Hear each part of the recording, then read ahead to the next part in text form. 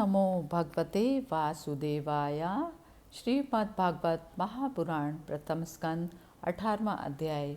भगवान श्री नारद मुनि जी से कहते हैं, ना अहम वसामि वैकुंठे योगिनां हृदयेन च मद्भक्ता यत्र गायन्ति तत्र तिष्ठामि नारद।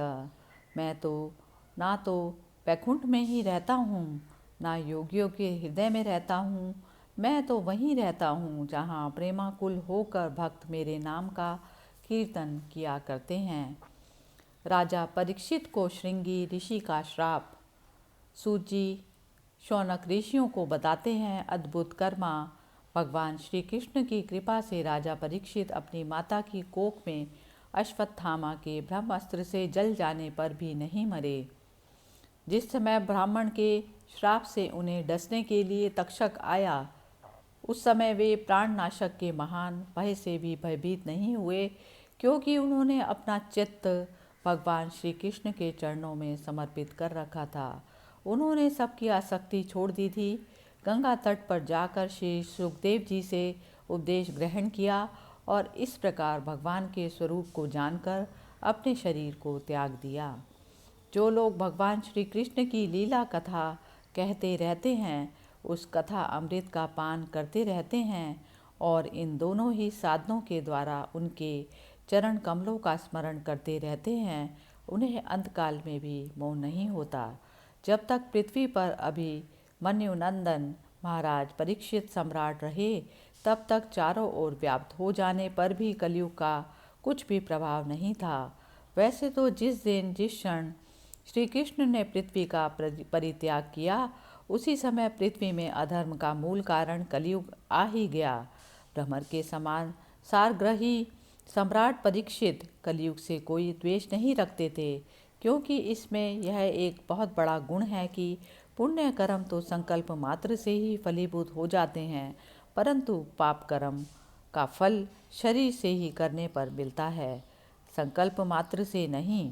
यह भेड़िए के समान बालकों के प्रति शूरवीर और धीरवीर पुरुषों के लिए बड़ा भीरू है। यह प्रमादी मनुष्यों को अपने वश में करने के लिए ही सदा सावधान रहता है। शौनक आदि ऋषियों, आप लोगों को मैंने भगवान की कथा से युक्त राजा परीक्षित का पवित्र चरित्र सुनाया। आप लोगों ने यही पूछा था, भगवान श्री कृष्ण कीर्तन करने योग्य बहुत सी लीलाएं करते हैं, इसलिए उनके गुण और लीलाओं से संबंध रखने वाली जितनी भी कथाएं हैं, कल्याणकामी पुरुषों को उन सब का सेवन करना चाहिए। ऋषियों ने कहा, सौम्य स्वभाव सूत जी, आप युग युग जिए, क्योंकि मृत्यु के प्रभाव में पड़े हुए हम लोगों को आप भगवान श्री कृष्ण की अमृतमय उज्ज्वल कीर्ति का श्रवण कराते हैं। यज्ञ करते करते उसके धुएं से हम लोगों का शरीर धूमिल हो गया है, फिर भी इस कर्म का कोई विश्वास नहीं है। इधर आप तो वर्तमान में ही भगवान श्री कृष्ण चंद्र के चरण कमलों का मादक और मधुर मधु मिलाकर हमें तृप्त कर रहे हैं। भगवत प्रेमी भक्तों के लव मात्र के सत्संग से स्वर्ग एवं मोक्ष की भी तुलना नहीं की जा सकती, फिर मनुष्यों के तुच्छ भोगों की तो बात ही क्या है। ऐसा कौन रसमर्मज्ञ होगा जो महापुरुषों के एक पात्र जीवन सर्वस्व श्री कृष्ण की लीला कथाओं से तृप्त हो जाए। समस्त प्राकृत गुणों से अतीत भगवान के अचिंत्य अनंत कल्याण में गुणों गुण का पार तो ब्रह्मा शंकर आदि बड़े बड़े योगेश्वर भी नहीं पा सके। विद्वान, आप भगवान को ही अपने जीवन का ध्रुव तारा मानते हैं, इसीलिए आप सत्पुरुषों के एकमात्र आश्रय भगवान के उदार और विशुद्ध चरित्रों का हम श्रद्धालु श्रोताओं के लिए विस्तार से वर्णन कीजिए। भगवान के परम प्रेमी महाबुद्धि परीक्षित ने श्री सुखदेव जी के उपदेश किए हुए इस ज्ञान से मोक्ष स्वरूप भगवान के चरण कमलों को प्राप्त किया। आप कृपा करके उसी ज्ञान और परीक्षित के परम पवित्र उपाख्यान का वर्णन कीजिए, क्योंकि उसमें कोई बात छिपा कर नहीं कही गई होगी और भगवत प्रेम की अद्भुत योग निष्ठा का निरूपण किया गया होगा। उसमें पद पद पर भगवान श्री कृष्ण की लीलाओं का वर्णन हुआ होगा। भगवान के प्यारे भक्तों को वैसा प्रसंग सुनने में बड़ा रस मिलता है। सूत जी शौनक ऋषियों से कहते हैं, विलोम जाति में उत्पन्न होने पर भी महात्माओं की सेवा करने के कारण आज हमारा जन्म सफल हो गया, क्योंकि महापुरुषों के साथ बातचीत करने मात्र से ही नीच कुल में उत्पन्न होने की मनोव्यथा शीघ्र ही मिट जाती है। फिर उन लोगों की तो बात ही क्या है जो सत्पुरुषों के एकमात्र आश्रय भगवान का नाम लेते हैं। भगवान की शक्ति अनंत है, वे स्वयं भी अनंत हैं। वास्तव में उनके गुणों की अनंतता के कारण ही उन्हें अनंत कहा गया है। भगवान के गुणों की समता भी जब कोई नहीं कर सकता, तब उनसे बढ़कर तो कोई भी कैसे हो सकता है। उनके गुणों की यह विशेषता समझाने के लिए इतना कह देना ही पर्याप्त है कि लक्ष्मी जी अपने को प्राप्त करने की इच्छा से प्रार्थना करने वाले ब्रह्मादि देवताओं को छोड़कर भगवान के ना चाहने पर भी उनके चरण कमलों की रज का ही सेवन करती हैं।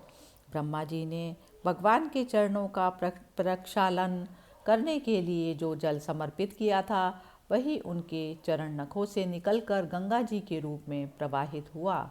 यह जल महादेव जी सहित सारे जगत को पवित्र करता है।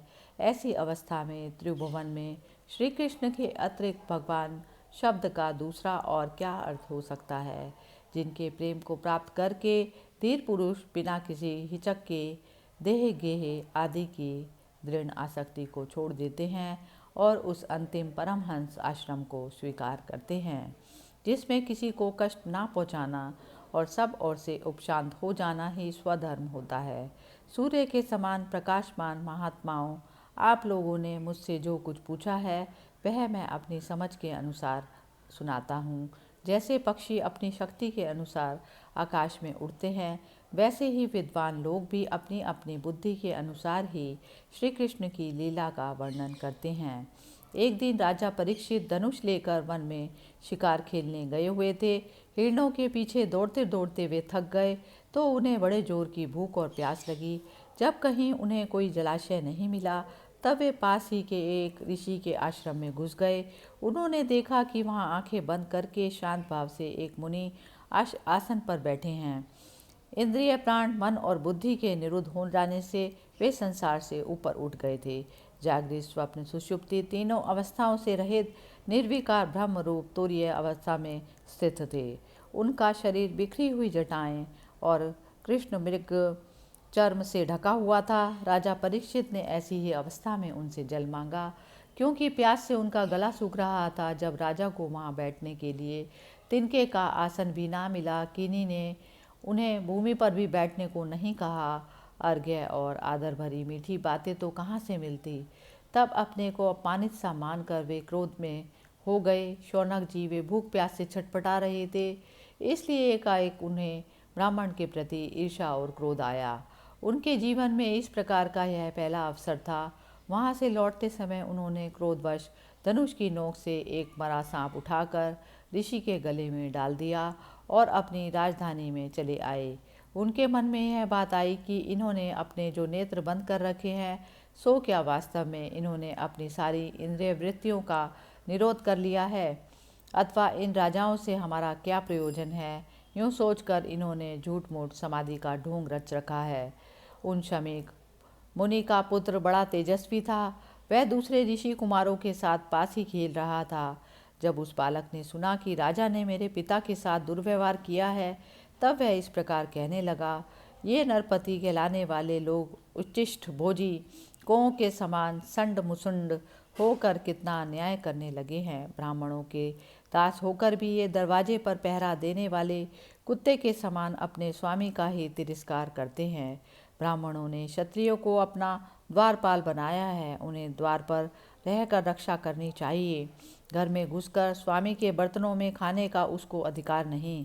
अतएव उन मूर्ख गार्मियों के शासक भगवान श्री कृष्ण के परम धाम पधार जाने पर इन मर्यादा तोड़ने वालों को आज मैं दंड देता हूँ। मेरा तपोबल देखो। अपने साथी बालकों से इस प्रकार कहकर क्रोध से लाल लाल आंखों वाले उस ऋषि कुमार ने कौशिकी नदी के जल से आचमन करके अपने वाणी रूपी वज्र का प्रयोग किया। कुलांगार परीक्षित ने मेरे पिता का अपमान करके मर्यादा का उल्लंघन किया है, इसलिए मेरी प्रेरणा से आज के 7वें दिन उसे तक्षक सर्प डस लेगा। इसके बाद वह बालक अपने आश्रम पर आया और अपने पिता के गले में सांप देखकर उसे बड़ा दुख हुआ और वह डाढ़ मारकर रोने लगा। विप्रवर शौनक जी शमीक मुनि ने अपने पुत्र का रोना चिल्लाना सुनकर धीरे धीरे अपनी आंखें खोली और देखा कि उनके गले में एक मरा सांप पड़ा है। उसे फेंककर उन्होंने पुत्र से कहा, बेटा तुम क्यों रो रहे हो? किसने तुम्हारा अपकार किया? उनके इस प्रकार पूछने पर बालक ने सारा हाल कह दिया। वह ब्रह्म ऋषि शमीक ने राजा के शाप की बात सुनकर अपने पुत्र का अभिनंदन नहीं किया। उनकी दृष्टि में परीक्षित शाप के योग्य नहीं थे। उन्होंने कहा, ओह मूर्ख बालक, तूने बड़ा पाप किया। खेद है कि उनकी थोड़ी सी गलती के लिए तूने उनको इतना बड़ा दंड दिया। तेरी बुद्धि अभी कच्ची है। तुझे भगवत स्वरूप राजा को साधारण मनुष्यों के समान नहीं समझना चाहिए, क्योंकि राजा के दुस्सह तेज से सुरक्षित और निर्भय रहकर ही प्रजा अपना कल्याण संपादन करती है। जिस समय राजा का रूप धारण करके भगवान पृथ्वी पर नहीं दिखाई देंगे, उस समय चोर बढ़ जाएंगे और अशिक्षित भेड़ों के समान एक ही क्षण में लोगों का नाश हो जाएगा। राजा के नष्ट हो जाने पर धन आदि चुराने वाले चोर जो पाप करेंगे, उसके साथ हमारा कोई संबंध ना होने पर भी वह हम पर भी लागू होगा, क्योंकि राजा के ना रहने पर लुटेरे बढ़ जाते हैं और वे आपस में मारपीट गाली गलौज करते हैं। साथ ही पशु, स्त्री और धन संपत्ति भी लूट लेते हैं।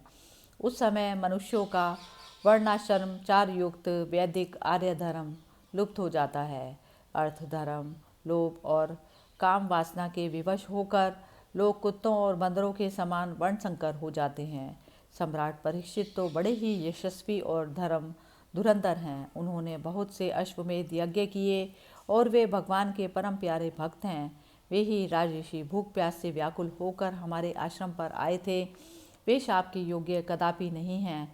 इस नासमझ बालक ने हमारे निष्पाप सेवक का राजा का अपराध किया है।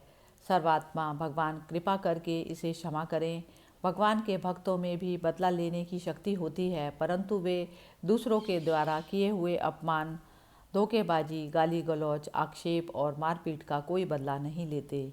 महामुनि शमीक को पुत्र के अपराध पर बड़ा पश्चाताप हुआ। राजा परीक्षित ने जो उनका अपमान किया था, उस पर तो उन्होंने ध्यान नहीं दिया। महात्माओं का स्वभाव ही ऐसा होता है कि जगत में जब दूसरे लोग उन्हें सुख दुख आदि द्वंद्वों में डाल देते हैं, तब भी वे प्राय हर्षित या व्यथित नहीं होते, क्योंकि आत्मा का स्वरूप तो गुणों से सर्वथा परे है। इस प्रकार प्रथम स्कंद का 18वां अध्याय समाप्त हुआ। हरि ओम तत्सत। श्री कृष्ण गोविंद हरे मुरारी, हे नाथ नारायण वासुदेवा।